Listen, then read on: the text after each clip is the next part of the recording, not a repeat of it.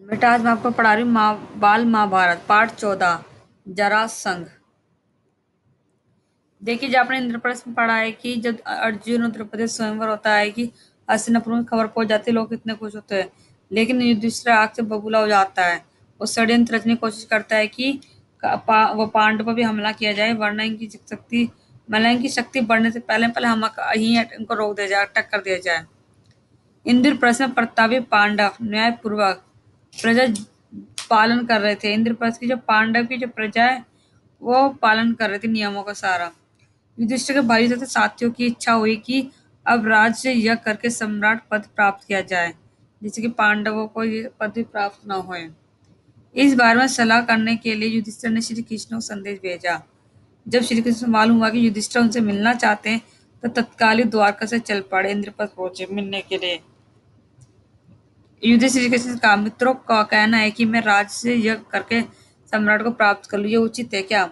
परंतु राज से यज्ञ तो वही कर सकता है जो सारे संसार के नरेश का पूज्य हो और उस द्वारा सम्मानित हो, उन्हें मतलब उससे श्रेष्ठ अधिकार मिलो, सम्मानित हो, वही इस यज्ञ को कर सकता है। आप ही इस विषय में मुझे सलाह ही दे सकते हैं। युधिष्ठिर की बात शांति साथ सुनकर श्री कृष्ण बोले, मगध देश के राजा जरासंध ने सभी राजाओं को जीतकर उन्हें अपने अधीन कर रखा था।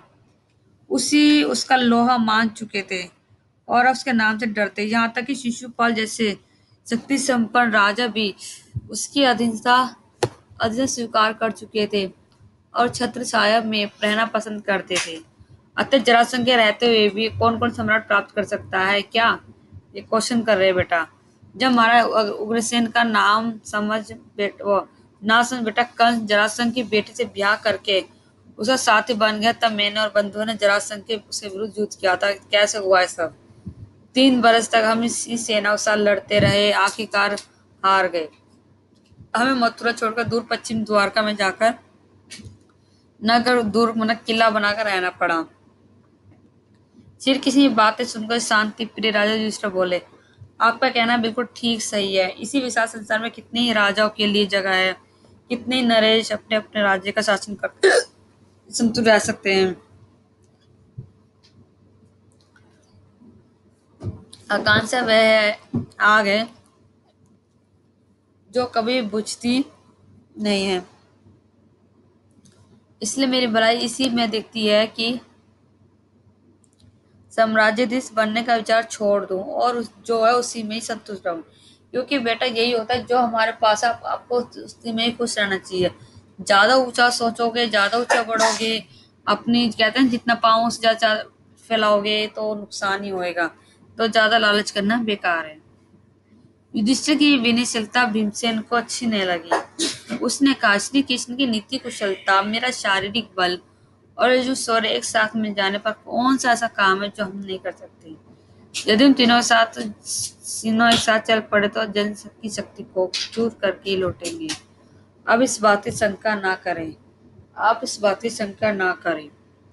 ये सुनकर श्री कृष्ण ने कहा, यदि भीम और अर्जुन सहमत हो तो हम तीनों को एक साथ जाकर उस अन्याय की जेल में पड़े हुए राजाओं को छुड़ा सकेंगे। परंतु युधिष्ठिर की बात ना हो जची।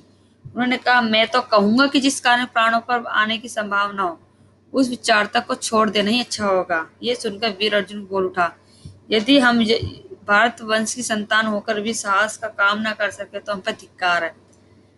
हमें जीवन में जीने का अधिकार ही नहीं है। हमें जीवन को इसमें जिस काम को करने के हम सामर्थ्य भाई युधिष्ठिर क्यों समझते कि उसे हम ना कर सकेंगे।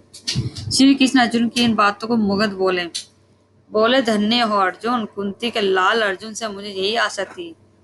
जब जरासंध के साथ युद्ध करना निश्चय किया हो गया तो श्री कृष्ण पांडवों ने अपनी योजना बनाई, प्लानिंग करी कि ऐसे युद्ध किया जा सकता है। युद्ध श्री कृष्ण भीमसेन और अर्जुन ने बल पहन लिए, वल्कन पहन लिए, हाथ में कुशाल ले ली और बढ़ती लोगों का साथ भी धारण करके मगध देश के लिए रवाना हो गए। मगध देश के लिए राह में सुंदर नगरों तथा गांवों को पार करते तीनों जरासंध की राजधानी पहुंचे। जरा कुली नथी थी।